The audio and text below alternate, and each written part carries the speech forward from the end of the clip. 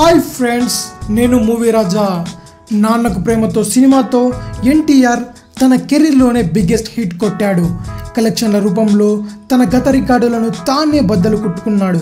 తొలిసారిగా 50 కోట్ల క్లబ్లో చేరడమే కాకుండా యుఎస్లోనూ ఫస్ట్ టైం $2 మిలియన్ మార్క్ని క్రాస్ చేశాడు.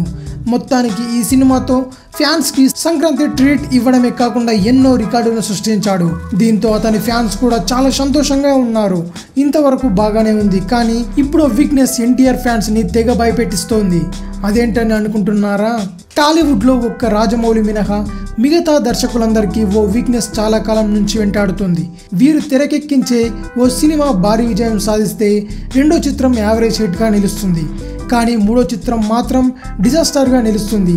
త్రివిక్రమ్, వివి వినాయక్, సురేందర్ రెడ్డి, సుకుమార్, బోయపాటి శ్రీను, హరీష్ శంకర్ ఇంకా ఇతర క్రేజీ డైరెక్టర్ల పరిస్థితి అలాంటిదే. వీరు తీసే 2 చిత్రాలు బాగానే ఆడుతాయి, కానీ మూడోది ఖచ్చితంగా పరాజయం పాలవుతుంది.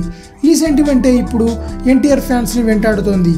ఎందుకంటే ఎన్టీఆర్ ప్రస్తుతం కొరటాల శివ దర్శకత్వంలో జనతా గ్యారేజ్ సినిమా తీస్తున్నాడు. కొరటాల అంతకుముందు మిర్చి, శ్రీమంతుడితో భారీ విజయాలు సాధించాడు.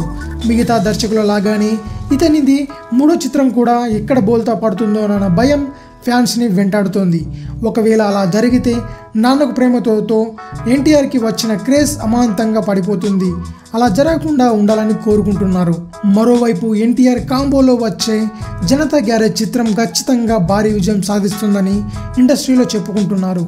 నాన్నకు ప్రేమతో ఘన విజయం సాధించడంతో ఈ చిత్రంపై అంచనాలు మరింత పెరిగాయని, ఈ మూవీ కంటే ఇది మరిన్ని రికార్డులు బద్దలు కొడుతుందన్న నమ్మకాన్ని వ్యక్తం చేస్తున్నారు. అయితే ఎన్టీఆర్ ఫ్యాన్స్ని మాత్రం డైరెక్టర్ల వీక్నెస్ పాయింట్ తీవ్రంగా భయపెట్టిస్తూనే ఉంది.